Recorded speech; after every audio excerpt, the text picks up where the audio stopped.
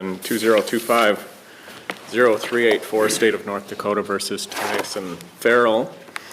I'll note that the Chief Justice, Lisa McEvers, is unavoidably absent this morning, and she will participate in the decision of this case on the basis of a recording of this argument and the briefs that have been submitted by counsel.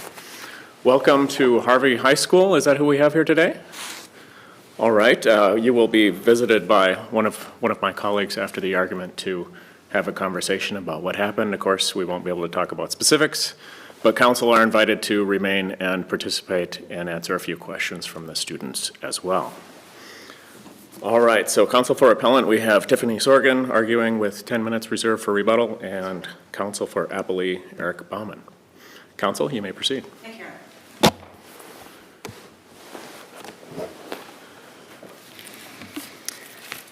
Good morning, Justice Tufte, fellow Associate Justices, Mr. Baumann, students. My name is Tiffany Sorgan. I'm the Deputy State's Attorney for Ward County, arguing on behalf of the state. I must say it's a little strange being on this side of the courtroom. A state's appeal is not something that we take very lightly, but in this case, this was something that we felt was necessary to occur. The state has filed this appeal on the basis of a dismissal issued by Judge Laut in the North Central Judicial District for Ward County, dismissing 3 counts of disobedience of a judicial order pursuant to 12.110-05 subdivision 1, wherein we charged the defendant, Mr. Ferrell, for violating 3 separate bond orders of the district court. A motion to dismiss had been filed by Mr. Baumann on behalf of Mr. Ferrell in that matter on the grounds of multiplicity and double jeopardy. Oral argument was had with regards to those particular issues. Those issues were briefed in front of the district court. Judge Laut issued a written decision after reserving decision following oral argument, and the decision, as you're aware, was filed within there, and the dismissal was based not on the grounds that were raised by Mr. Baumann in his brief or argued by counsel, but rather upon the grounds of lack of probable cause based upon the court's interpretation of the disobedience of a judicial order statute. In essence, the court finding that a bail order is not a temporary order or preliminary injunction of a court, therefore could not be prosecuted under the disobedience of a judicial order statute. Does the state agree that's a purely legal question? I agree. I think, Your Honor, that is an issue with regards to the interpretation is a legal question. It is a question of law which is reviewable fully on appeal de novo. So that is a legal issue. There is also the other issue in that the state did not receive notice of the intent to dismiss on that ground, which is... Well, and we'll let you get to that, but if it's purely a legal issue, and that legal issue now has been briefed to this court, is there some lack of judicial economy for us to reverse this and send it back to the district court for you to file the same brief? You read my mind, Your Honor. Then to come back. You absolutely read my mind, because that was going to be one of the points that I raised with this court, is that I would urge this court, rather than to reverse and remand or remand for further proceedings or whatnot, to actually address the issue of interpretation of the DJO statute. Well, that seems to take care of your first issue then. I think it does, Your Honor. And then are you abandoning your first issue? I'm not necessarily abandoning your issue, but I do think it's resolved, essentially.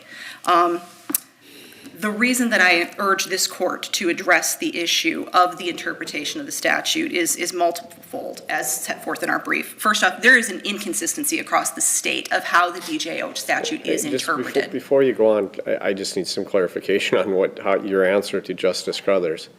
Do we need to decide the notice issue if we decide the other issue? I don't think you necessarily need to, Your Honor. I think it's... You're giving me the lawyer speak of not necessarily. Do we or don't we? I do think that you do need to determine whether or not the court abused its discretion, because that would reinforce the longstanding holdings under Snellman, Erickson, and Ferry that there is notice that is required. But then what do we do with it? I think that you address the second issue in your interest of justice role, rather than reverse and remand. Why would we do both? Why would we address the first issue? Just to tell the judge he was wrong? But Well, we're gonna answer it anyway. It seems that moots the first issue, which is my question. What do you want us to answer? Because if you want us to answer number one, you probably don't get two. Our preference, Your Honor, would be a resolution of issue number 2, if we were pressed on it. Our preference is that there is somewhat of an urgency in dealing with issue number 2. As I indicated, there is an inconsistency of the application of the statute across the state. The State's Attorneys Association met just a couple of weeks ago, and in informal discussions, it's very clear that it's not applied uniformly across the state. Some districts believe that a bail order is a temporary order or preliminary injunction of a court. Some districts do not apply it that way and refuse to allow prosecutions under that basis. There is even an inconsistency in application within judicial districts. I can tell you for a fact that in the North Central Judicial District, it is not it's not a uniform interpretation. Some judges are allowing changes of plea to violations of a bail order under the DJO statute, some are not. And currently, I can tell you that we have a number of cases pending in the North Central Judicial District that are being held in abeyance pending resolution of this issue. Cases are being held up, defendants are having their cases continue and linger on until this issue is resolved. Victims are not seeing resolution of matters. The court calendar is getting a little bogged down with regards to that. I would say it's antithetical to the ends of justice to continue to leave this issue unresolved for longer than is absolutely necessary. And we need to have some kind of consensus and direction as to whether or not we are permitted to prosecute violations of bail orders, and bail orders being treated as temporary orders or preliminary injunctions of the courts. Because if they are not, what are they? We don't know. If we cannot treat them as a temporary order or a preliminary injunction, there is not necessarily the ability to enforce the rules of a bail order. Well, so what is maybe for the benefit of the students here, so a bail order comes, somebody is charged with a crime, and they are incarcerated, arrested, and temporarily incarcerated, they're held, and they have an opportunity to get out of that hold by posting a bond? Posting a bond and having certain conditions attached to the ability to exercise that bond, as well as other temporary conditions that are required by the court, such as have no further criminal offenses, come to court when directed, maintain contact with your attorney, do not have contact with a victim and stay away from certain locations. What is the consequence of a person not? What are the immediate consequences of a person not complying with the order, the bail order? Well, there are a couple of consequences, Your Honor, and this is also, again, something that seems to be wildly left to discretion. One option is that if the state is made aware of a violation of a bail order, we have the option to move to revoke the bond. This is useful in certain situations when someone is actually at liberty, having exercised the financial aspect of the bond. We can seek to have them So returned. they post money, they get out. And if they violate and the court decides to revoke the bond, they can be returned to incarceration. The other aspect. Isn't that two parts? If they revoke the bond, they lose the money, or they can lose the money, yes. But the other part of it would be that they would be reincarcerated pending further proceedings. Unless and until a court reinstitutes a new bond for them. In this case, the bond, it was without bond. So you didn't have that remedy, but you did have the remedy of the person potentially going back to jail. In this particular case with Mr. Ferrell, Your Honor, he had not yet exercised the financial aspect of the bond, so he was still actually in the jail when he violated the no contact I provisions. recall that now, but it says hold without bond until trial. That was on one of the cases. Okay. He had 3 separate bail orders. So we do have that option, Your Honor, but again, when you have that situation, as Justice Barr indicated, when you have someone who does not exercise the financial aspect of it and remains within the jail, the state is without recourse being able to move to revoke the bond. There's no incentive to cooperate with the bond if there's no teeth to it. The judge's order suggested that there's a criminal charge available other than disregard of a judicial order. Yes, the disobedience of an order violation of an order prohibiting contact, which is only available with regards to certain crimes, specifically those ones that are enumerated in that statute, which are stalking, harassment, crimes of violence, or threat of violence. There is a whole host of crimes. I actually, in preparing for this brief, went through and I filled 4 pages of notepad going through the Century Code of crimes that are not enumerated under the violation of order prohibiting contact statute that would leave victims unprotected. Isn't that a legislative problem, not a judicial problem? With regards to that statutory section, Your Honor, that is a legislative issue. We're looking at a completely separate statute, however. The violation of an order prohibiting contact is a very narrowly tailored statute with very narrowly tailored victims that it protects. The disobedience of a judicial order statute, from the state's perspective, allows us to prosecute the violation of a bail order as a temporary order or preliminary injunction for the protection of victims who are not categorized in the violation of an order prohibiting contact statute. Do those have different offense classifications? How do you mean, Your Honor? I'm Well, sorry. it seems an order prohibiting conduct would be a judicial order, and so it would be fully redundant of the violation of a judicial order. I think it would, Your Honor. There's a difference with regards to these as well. The violation of an order prohibiting contact is a shall arrest for law enforcement, whereas the disobedience of a judicial order is may arrest or requires a warrant. So there is some immediacy to that as well because of the victims that those crimes could protect, victims of stalking, harassment, violence, or threats of violence. For example, exploitation of a vulnerable adult does not qualify as one of those crimes for which a violation of an order prohibiting contact may be issued.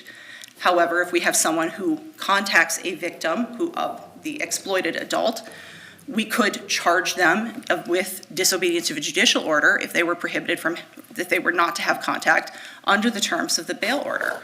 As I indicated, I filled a number of pages of notepad coming up with various crimes that are not enumerated in there. Criminal mischief. That's not technically a crime of violence. How about a disorderly conduct restraining order or a domestic violence restraining order? Would they be an order, or have they been an order that are considered enforceable through the disregard of a judicial order? We would not do that, Your Honor, because they have a separate means of prosecution, because there is a separate statute allowing you to The question wasn't whether you do it. Could it be done? Are those the type of orders that are contemplated? It could be, but it would be more appropriately charged under the prosecution, the statutes that allow for prosecution of those specific kinds of orders. When there is a narrowly tailored statute, we fit within the confines. It's similar to if somebody is in possession of 3 Adderall tablets. We could charge them with possession of a controlled substance, but it'd be a more appropriate charge to charge them under the statute of 5 or fewer pills. It's the more narrowly tailored statute. Sure. I mean, what I'm really getting at, and I appreciate your distinction, what I'm really getting at is there a difference between the finality of the orders that are traditionally enforced through the disregard of judicial order as opposed to bail that can be changed? It's not a final order. You agree it's not a final order? I agree a bail order is not a final order, and that is kind of the issue. We'd have to look at it as equivalent of a preliminary type of injunction or order. And that is why we were thinking it is a temporary order or preliminary injunction as opposed to the final order. Do the rules of criminal procedure ever refer to a temporary restraining order or a preliminary injunction? The rules of criminal procedure? Correct. There are sections of it, Your Honor, yes. They deal with financial, mostly to forfeiture, but yes. So the rules refer to temporary restraining orders in the rules of criminal procedure? There are, Your Honor. I actually, I had actually researched this. And then by the legislature using this terminology, wouldn't it be intended to incorporate those rules, but not something that's not referred to in that way in any way? This is called a bond order, right? A bond order, some jurisdictions call it a bail order, some call it a bond order. But if the legislature wanted those included, it simply could have added that terminology. They could have, Your Honor, and really we are at the point of we need the judiciary to tell us that. And if that is in fact the case, and that is how this court decides that, then we know where our focus needs to be for the next legislative session. This is something that we have also discussed, because we need some degree of finality with regards to these issues. Are we going to be able to prosecute these? Are we going to be able to bring these around? Referring to your specific question, Your Honor, with regards to temporary injunctions, restraining orders, preliminary injunction in the criminal law, in the rules of criminal procedure, I'd refer you to Criminal Procedural Rule 38D2. It does reference preliminary injunction and temporary restraining order in the criminal procedure law.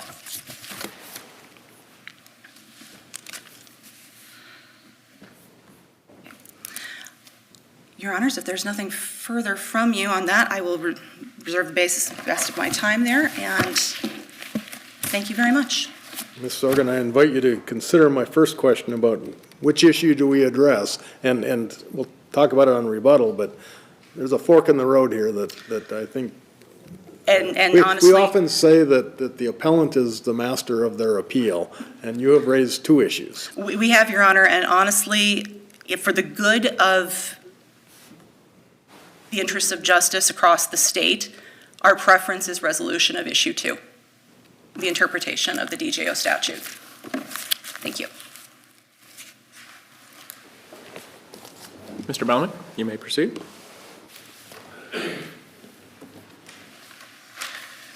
Good morning, Justices. Good morning, Ms. Sorgan.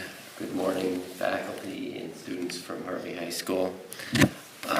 May it please the Court, my name is Eric Baumann, and I'm arguing on behalf of the appellee in this matter, Tyson Ferrell.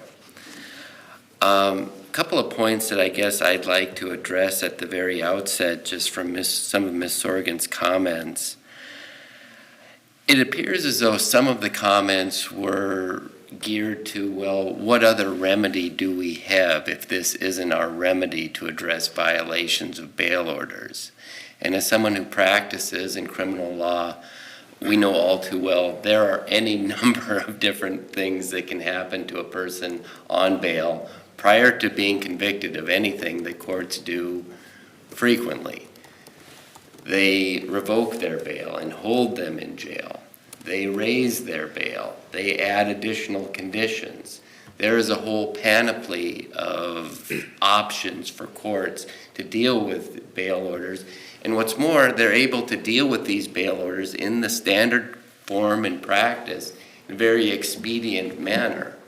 They're allowed to do all these things without a judge, or a trial, any sort of jury. They're allowed to put persons in jail without any sort of jury determination, or no right of a defendant to say, well, I would like a jury to consider this. So that's part of the equation here. As we've standardly been dealing with bail orders in this state throughout these many years, they have not necessarily been considered something that would be a criminal charge onto itself. And that is a situation that cuts both ways. It cuts against the defendant in the point that, yes, you can put a person in jail, you can raise their bail, you can do just any number of different things. And the state might make some sort of argument, well, what do we do to someone who's violating a bail order whilst in jail? Well, again, there are, all sorts of things that can be done as it relates to that, either directly or indirectly. Number one, the bail could be raised, or it could be indicated that there's not going to be any bail. The facility in which the person is in can have sanctions upon the person such that they would not be restricted from use of texters, things of that nature. There are any number of different things that happen to people both in jail and out of jail if there's a violation of a bail order. And this, again, is something that is able to be addressed expediently.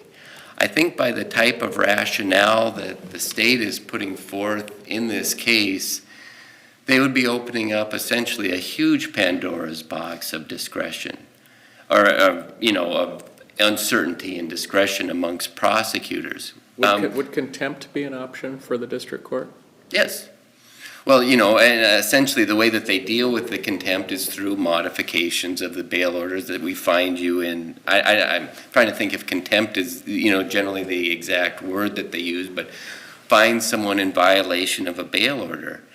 And secondarily, when we look at how over the period of time, all of the ideas of conditions of release and things have expanded in, say, the last 20, 30 years, we didn't have 24/7 many years ago in North Dakota criminal justice system. We didn't have standardly drug testing. And I guess I look at, essentially what the state would be asking here. They gear their arguments towards victim crimes, but the majority of bail orders that we deal with are victimless crimes. And to say that someone who is on 24/7, someone who has no vehicle, no means, or, no vehicle, has to rely on others, has a distant place to get to blow into a machine at very early in the morning and then at night, if their alarm clock doesn't go off or some sort of thing happens on whatever, that they're not able to make it at 7 a.m. one morning while they've been doing this, that they would be subject to an unlimited fine? Mr. Baumann, all these arguments seem to be policy arguments. What are the other options and things? Yes. That's really for down the hall. Aren't we here just to interpret this section? Absolutely. So should we focus on the language of it? I will. Thank you for redirecting me on that. When we look essentially at this, and I have to commend the trial judge in this matter, Judge Loud. I know Judge Loud's a relatively new judge, but in my mind, the order that he had dismissing the case was a remarkable order. It was remarkable in the sense of the amount of effort and insight and tying things together and logic that was placed into it. And there's really not a lot that I would have to add to that, separate and apart from that order itself, which I think is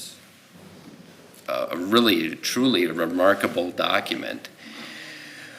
A couple of points, though, that I guess just as, I don't know if you would consider them ancillary points that I'd like to add, and I think to some extent they're addressed in Judge Loud's order as well, is we have here a situation where we have this section 12.1-1005,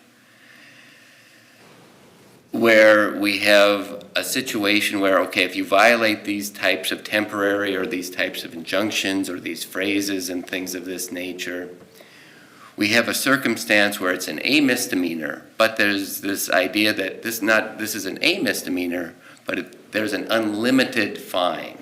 So first of all, I guess I would submit that bespeaks that it's the type of order as determined by Judge Loud to be one of these types of injunctions or one of these different types of things. Secondarily, the legislature we don't presume there to be idle acts.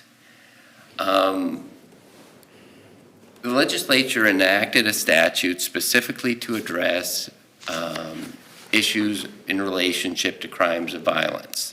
Whether they'd want to expand that at a later point or not, that would be ultimately their prerogative.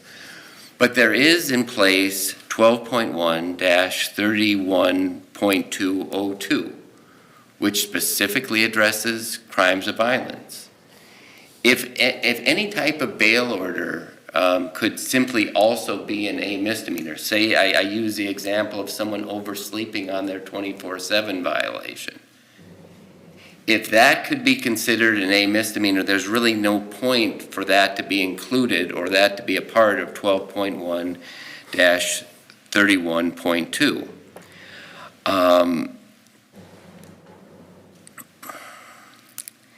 And I guess I hearken back a little bit to the idea of, and I'm sorry about jumping back a little bit to policy, because in relationship to the statute itself, I really don't have a lot to add over and above the order itself, which has been before the court. It's a remarkable analysis of the legislative history, the interplay of the statutes, and one thing that I guess I would throw in there in relationship to this is the underlying thing. I don't know that that was referenced in Judge Loud's order. If encountered with what amounts to vague and ambiguous statutes, there is the the judicial idea that those statutes are to be interpreted in favor of the defendant. In this instance, we have a district court judge doing an extensive analysis of this and coming with the conclusion that this does not apply. And I guess Counsel, does it matter in this case that your client had pretty specific notice that if he violated a condition of the bail, that he could be charged with a Class A misdemeanor, punishable up to a year in jail, and a $3,000 fine? Because that's, the bail order's pretty express in stating, you violate this, we're going to charge you with a Class A misdemeanor. ironically, though, Your Honor, in relationship to that, the penalty that's referenced to in that bail order is not the penalty that's contained in 12.1-1005. That's simply That's a limit on the fine. Yes. And commonly, and as it relates to this, again, jumping back to policy, you could have essentially a judicial district drug down into an entire quagmire if a prosecutor would decide every time someone is late for their 24/7, we're going to charge them and we're going to ask for $1 million fine. You know, under the state's interpretation of this statute, that would be essentially that would be essentially what they'd be arguing would be possible, and it'd be left to the discretion of prosecutors. And as we know, we don't like to leave too much to discretion because that creates issues of fairness and equity across the state and across all these statutes and laws. So I would submit, Your Honor, that we would ask the court to uphold the order of Judge Loud, and I guess I will leave it up to the court. If they had any other questions, I'd be happy to try to address them. Hearing none, thank you for your argument, counsel. Thank you. Ms. Sorgan, you have some time reserved for rebuttal. Thank you, Your Honor.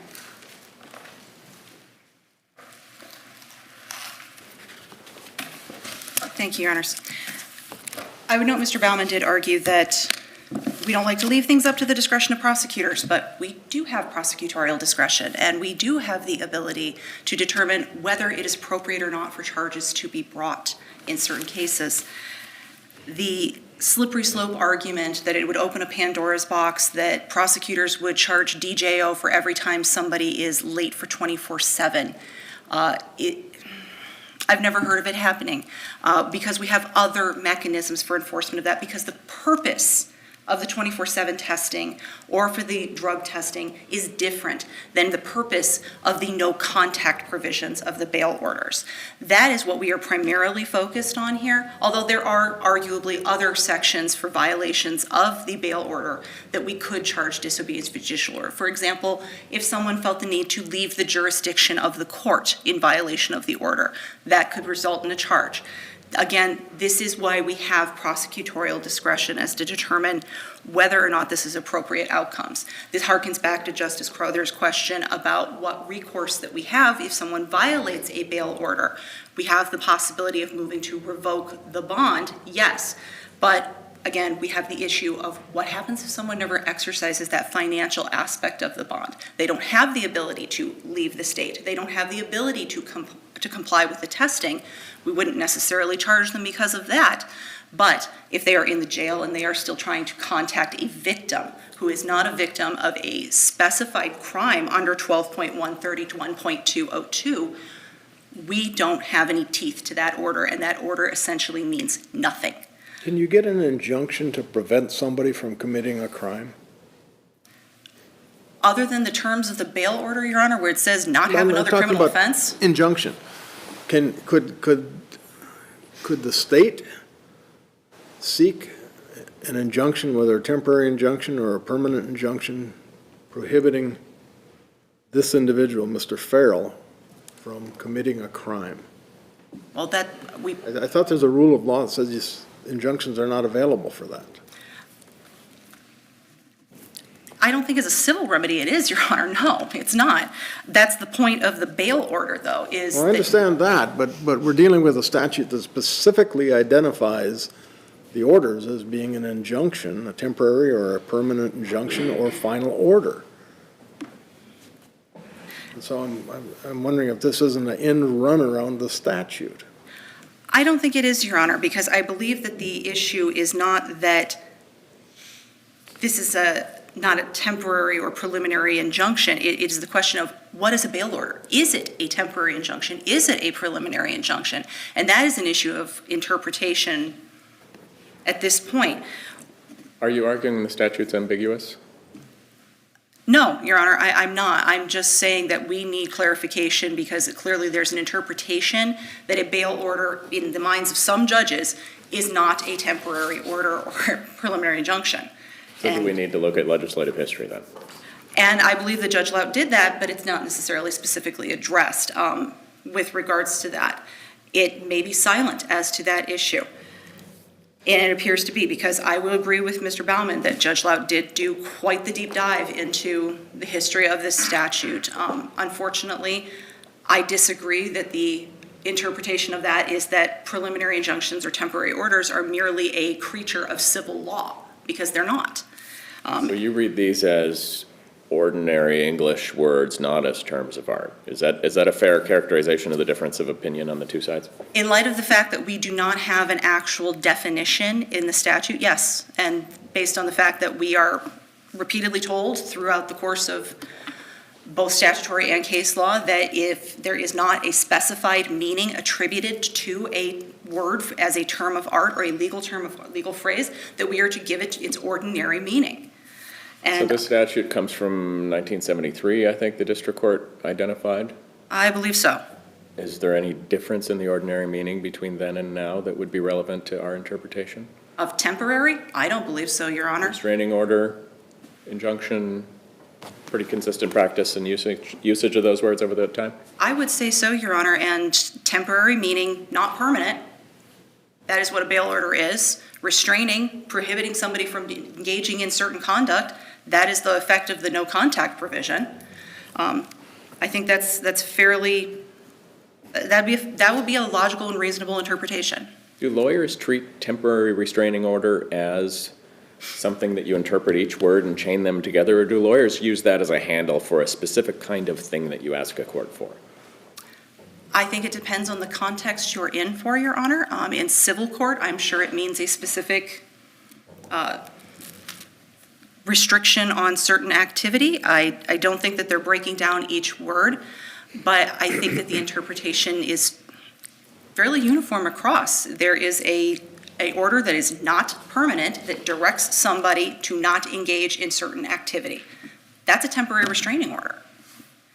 And by a bail order directing a defendant not to contact a victim, that's temporary restraining order. And it should be allowed to be prosecuted and proceed under 12.11005. Did you have a chance to look if other states have similar statutes? I did look at other states, Your Honor. It's not particularly uniform across the country either. Certain states refer to it specifically as violation of a bond order. Some of them are silent as to it. There really is not a national consensus as to the issue.